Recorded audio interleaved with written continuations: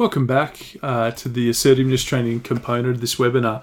And we wanted to talk about 3 different styles of communicating. And I'll go through a bit of a drawing to explain all of this.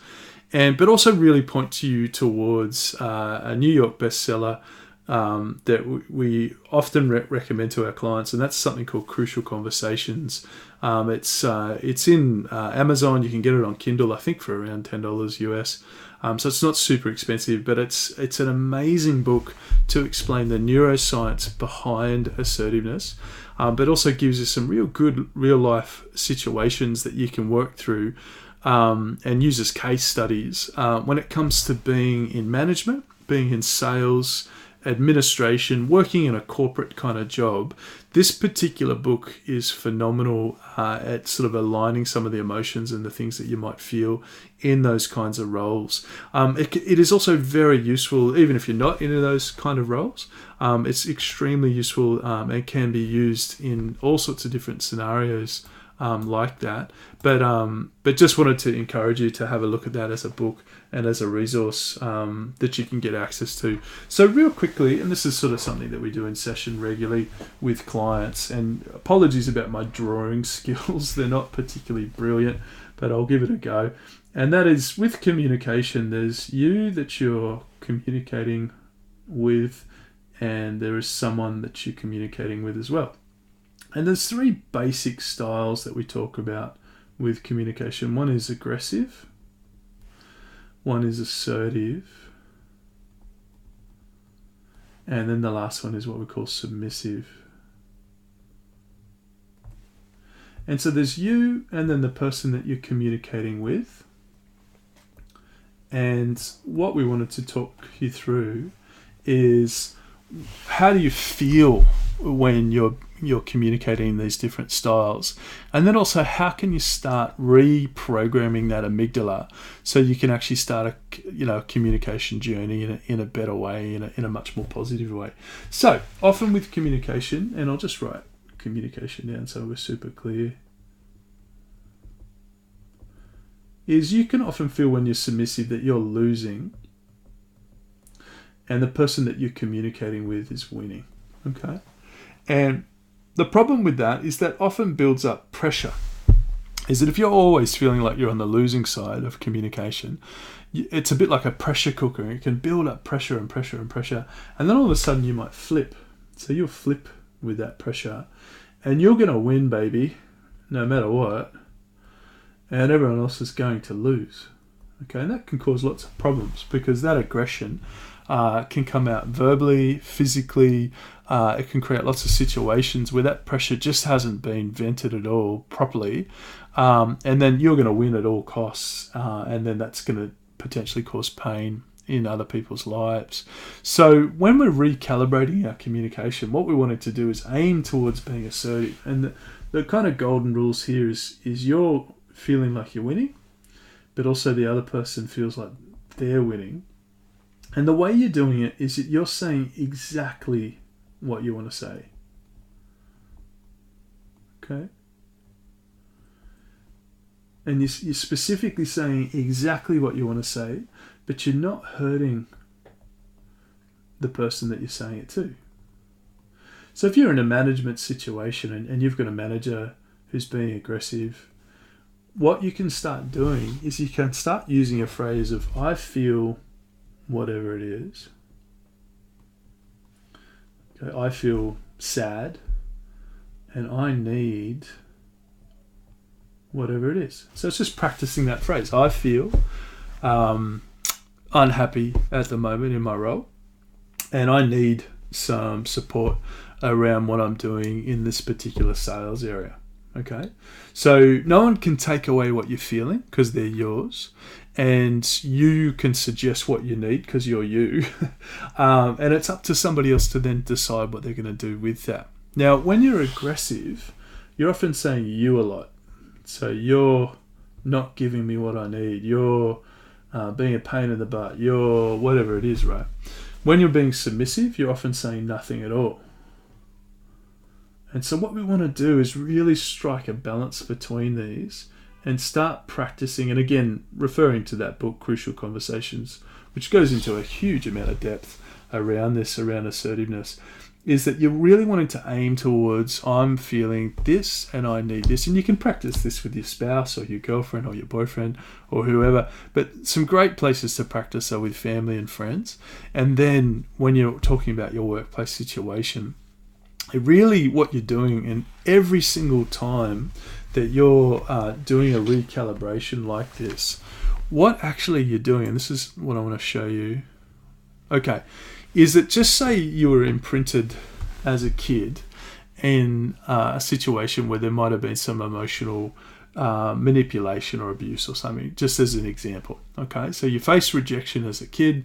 Dad wasn't particularly nice in a certain area, for example, and that's imprinted your amygdala. Well, every single time you get assertive around someone who acts like your dad, you're actually reprogramming this part of your brain. And that's actually what you're doing. So when you're almost facing the anxiety or facing the fear, the amygdala resets itself according to what you've just left it at. So in that book, Crucial Conversations, it goes through the detail of how to do that sort of practically and safely. And I'm just giving you a snapshot of how this can genuinely help you in your workplace situation. Is that if you're wanting to communicate how you're feeling and what you're needing, you're completely within your rights to do that. But how you do that without destroying somebody else is critical, because if you keep communicating in an aggressive way, you'll actually end up losing all your friends and losing all your emotional and relationship connections, okay? And people that are hyper aggressive end up pretty much being lonely at the end of their life often. Okay, so again, at the same time, if you're submissive, and I thought this for many years when I was younger, is that I actually thought there was only two types of people in the world: those who have things happen to them, they're the submissive ones, or those who just take life by the horns kind of thing, they're the aggressive ones. I didn't actually realize that there was a third part of type of person, or a third way of communicating, which is actually a lot safer than any other way, and that's actually being honest with yourself and honest with what you're thinking and what you're feeling. Now, I know what I'm saying here at the moment is a lot more detailed and complex than we're saying it just on a piece of paper and just looking at a few maps, because what you're doing is you're actually facing literally the fears of growing up when you're looking at recalibrating the amygdala. So I'm really aware of that, but also really aware that this is a proven and tested step-by-step way that we can start breaking through when it comes to these sorts of areas in our lives. So just real quickly, we're just going to finish up now with the webinar. We've had two parts to this webinar, and hopefully you access them fine and that they're all in different parts, but we wanted to break it down into two different slots so you can actually get information around this. So what we're going to talk about now is just anxiety first aid. So we're going to switch from that assertiveness into anxiety first aid. And in particular, if you find yourself on this webinar, or if you've been listening to some of the free resources that we have at Education for Life, and you find yourself in an anxiety state, this is sometimes the first point of call that we'd love you to check out. Is first of all, knowing this, the anatomy of anxiety. The first thing that we want you to have a look at is just that physical activity. So when you're looking at physical activity, we're looking at doing at least sort of 30 to 40 minutes of exercise 3 to 4 times a week is recommended. And check with your GP or your doctor if there's anything that might be holding you back with that. But the reason why physical activity is so important is that it actually burns up that adrenaline and the cortisol that's been produced by that anxiety response.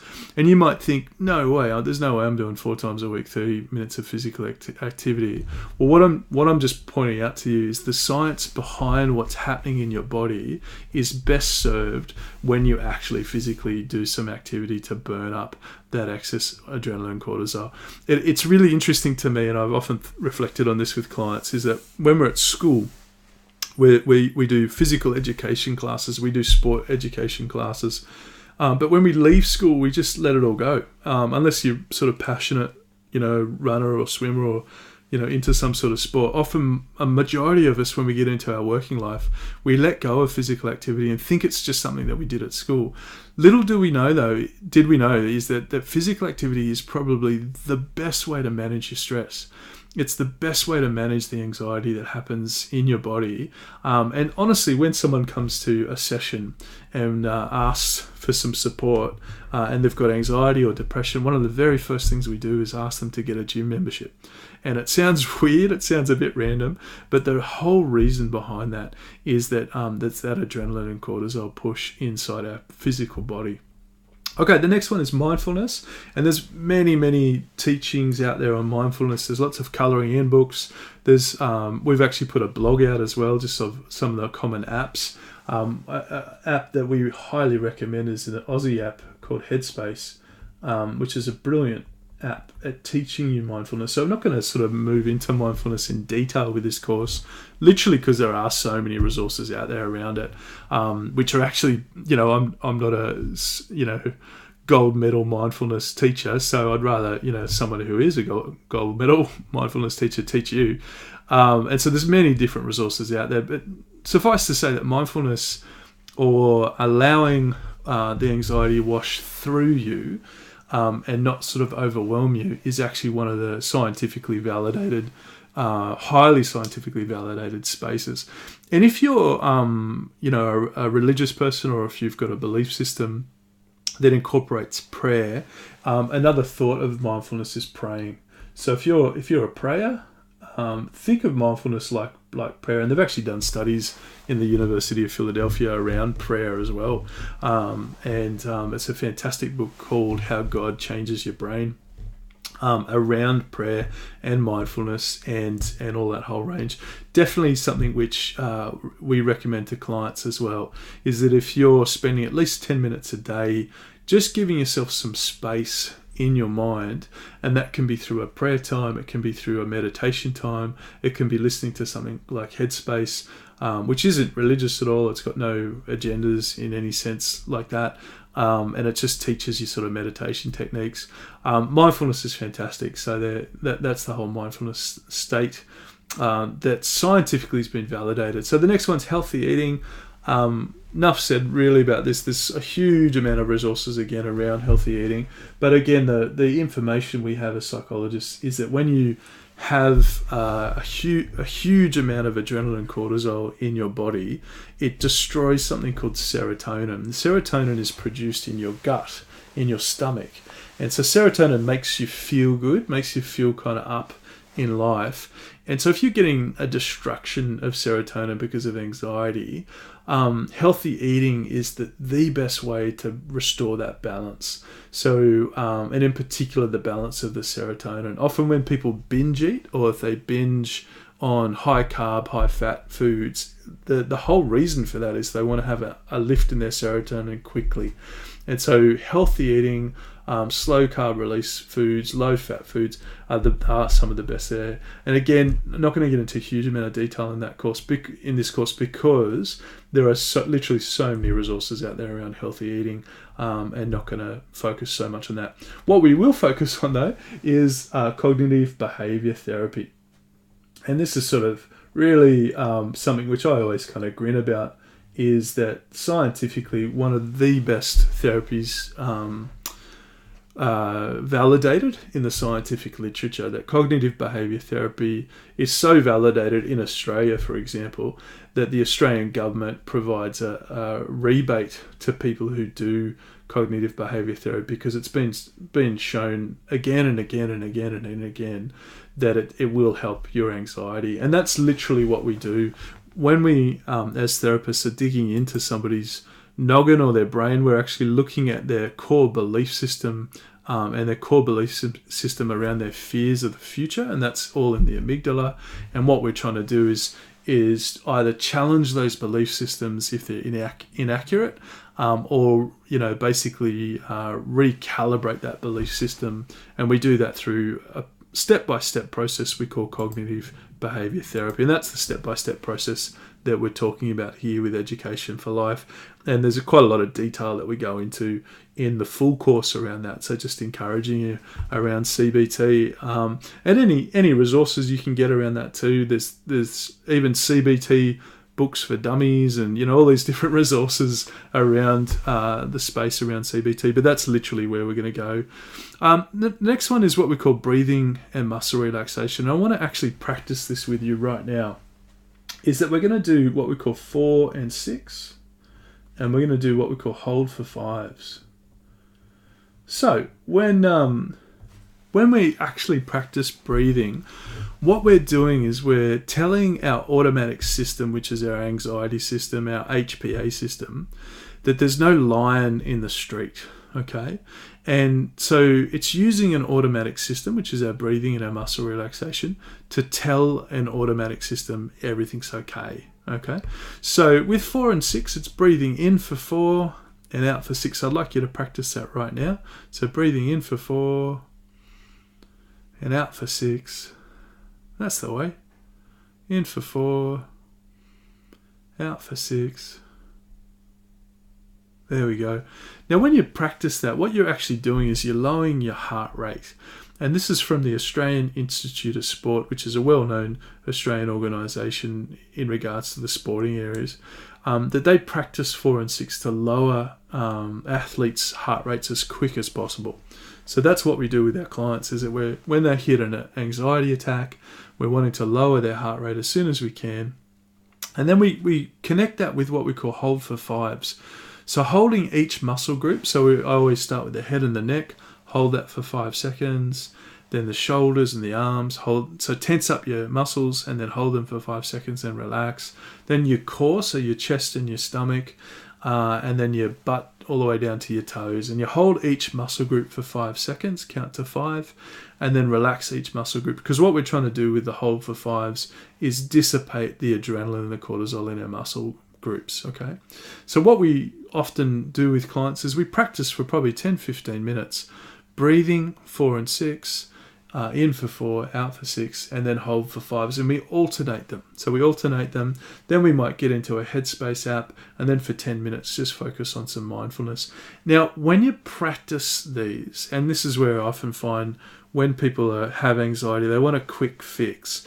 These are things that are not going to be quick fixes. So don't get disappointed if you do breathing and muscle relaxation and nothing happens straight away, because it's actually training your body and your mind to slow down.